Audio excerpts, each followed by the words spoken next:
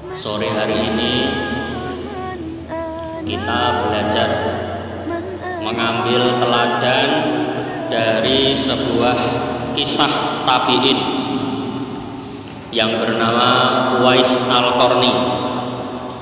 Uwais Al-Qarni adalah seorang pemuda Yaman yang namanya dikenal oleh penduduk langit namun tidak dikenal oleh penduduk bumi. Uwais Al-Qarni jadi seorang pemuda Yaman yang tinggal hanya dengan seorang ibu yang usianya sudah tua dan lumpuh. Uwais Al-Qarni ini memiliki penyakit sopak. Seluruh tubuhnya itu penuh dengan belang-belang.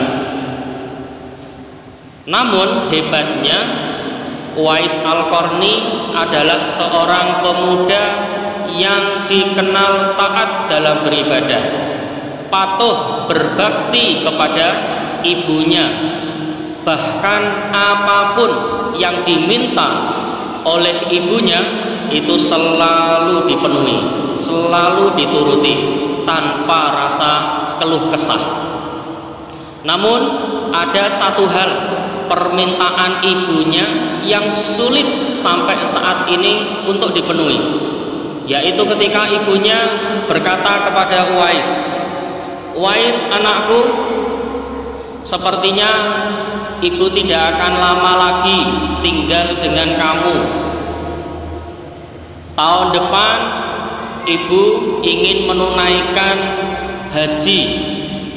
Seketika mendengar permintaan ini, Uwais Al-Qarni terdiam sejenak sambil memikirkan gimana caranya berangkat ke Mekah untuk haji. Karena memang kondisi secara ekonomi Uwais ini tergolong orang yang miskin, sehingga untuk berangkat haji itu sulit. Kebanyakan orang Yaman berangkat haji menggunakan onta, sedangkan Uwais sulit untuk membeli seekor onta. Namun meski demikian, karena ini permintaan ibunya, sehingga dia berkata, "Ya Bu, insya Allah kita akan berangkat haji." Setelah berkata seperti itu, Uwais Al-Qarni berpikir, bagaimana caranya agar saya bisa mengajak ibu bisa menunaikan ibadah haji ke Mekah. Akhirnya muncul suatu ide, yaitu Uwais Al-Qarni membeli seekor anak lembu yang masih kecil, karena memang itu yang mampu dibeli. Apa yang dia lakukan dengan seekor anak lembu? Ketika membeli anak lembu itu, Uwais langsung membangun kandang lembu di atas bukit. Lalu Uwais Al-Qarni menggendong anak lembu ini naik turun bukit setiap pagi, terus naik turun.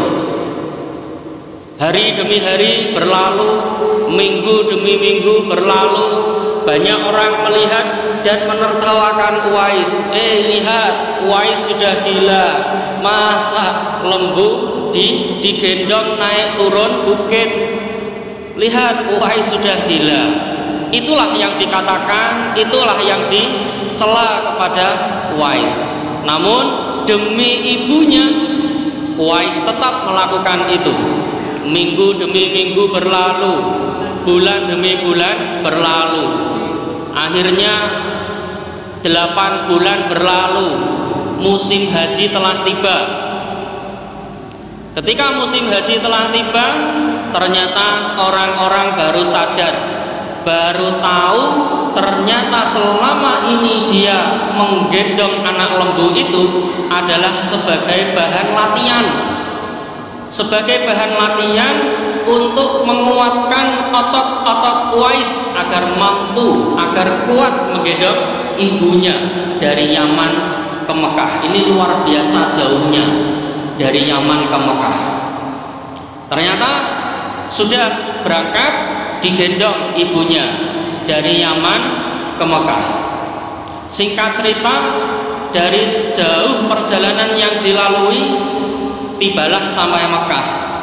Ketika sudah tiba ke Mekah, Uwais dan ibunya tetap dalam kondisi yang sama, ibunya digendong sambil melakukan ibadah haji dari awal sampai akhir, termasuk melakukan tawaf itu sambil digendong. Terus seusai melakukan tawaf, lalu seorang ibu turun dari gendongan. Uwais pun duduk sholat, kemudian berdoa. Uwais berdoa, "Ya Allah, ampunilah dosa ibu saya." Mendengar doa itu, ibunya terheran-heran, lalu bertanya, "Lantas bagaimana dengan dosamu, wahai anakku?" Dengan santai Uwais menjawab, "Kalau ibu sudah tidak punya dosa, kalau dosa ibu diampuni oleh Allah, maka ibu akan masuk surga. Cukuplah ridho ibu yang mengantarkan, yang membawa aku ke surga nanti."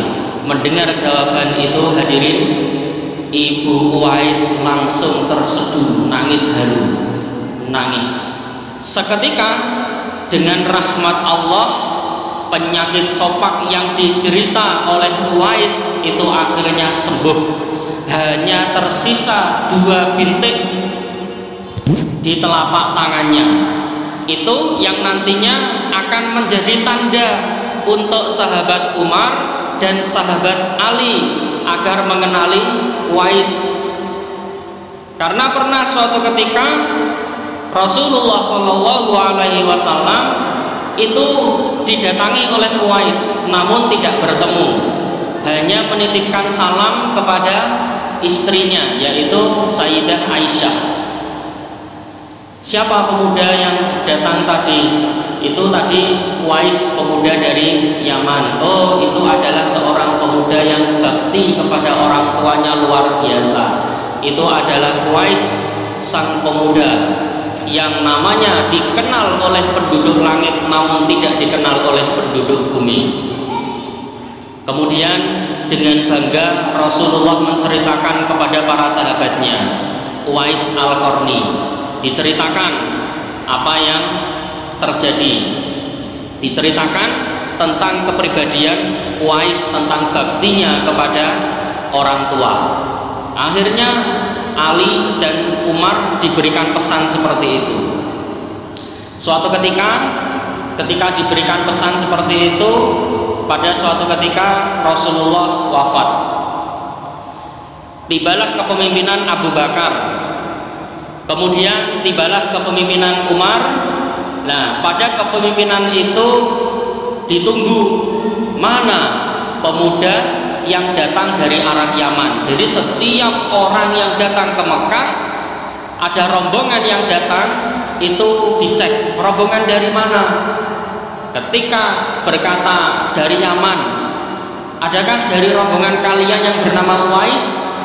Nah, ketika datang ditemui, karena Rasulullah pernah berpesan, mintalah didoakan, mintalah istighfar kepada sahabat, kepada Uwais agar didoakan. Akhirnya ketemu, didoakan. Namun Uwais awalnya tidak mau, hadirin, tidak mau didoakan. Justru saya yang harus didoakan oleh kalian para sahabat Nabi. Tidak, Nabi pernah berpesan, kami bertemu panjenengan, kami minta doa, minta istighfar. Akhirnya karena didesak oleh sahabat Umar, didesak oleh sahabat Ali, akhirnya didoakan. Nah, dari itu Uwais malu karena mendoakan para sahabat.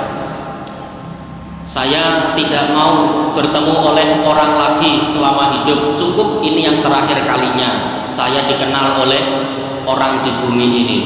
Akhirnya Bapak Ibu, singkat cerita, Uwais pulang ke rumah dan tibalah waktu di mana Uwais wafat. Suatu kejadian yang luar biasa ketika detik-detik Uwais wafat. Seorang pemuda yang sama sekali tidak dikenal oleh penduduk bumi. Bahkan orang Yaman itu tidak ada yang kenal. Karena memang tergolong orang yang fakir miskin, seorang penggembala onta milik orang. Jadi kalau bahasa sekarang itu buruh. Nah, akhirnya ketika wafat banyak orang kaget. Banyak sekali orang berbondong-bondong itu antri seakan-akan ingin memandikan jenazah Uwais. Orang berbaju putih, berjubah putih datang bertubi-tubi banyak sekali. Bahkan tidak ada orang yang mengenal. Orang Yaman pun juga tidak ada yang mengenal siapa itu orang sebanyak itu datang memandikan jenazah Uwais. Banyak sekali, bahkan sampai jalan itu tertutupi oleh massa. Ketika selesai memandikan, di tempat pengkafanan itu juga banyak orang sudah antri ingin mengkafani Uwais. Begitu juga orang yang mensolati Uwais. Begitu juga di tempat pemakaman Uwais. Banyak sekali orang yang berbondong-bondong antri ingin merawat sampai menguburkan Uwais. Akhirnya kila dikatakan ternyata itu adalah para malaikat yang memandikan, yang mengkafani, yang mensolati sampai menguburkan jenazahnya Uwais. Itu adalah para malaikat Allah. Ini Masya Allah. Jadi itulah kisah dari Uwais Al-Qarni, seorang pemuda yang baktinya kepada ibu sangat luar biasa, yang namanya dikenal oleh penduduk langit namun tidak dikenal oleh penduduk bumi.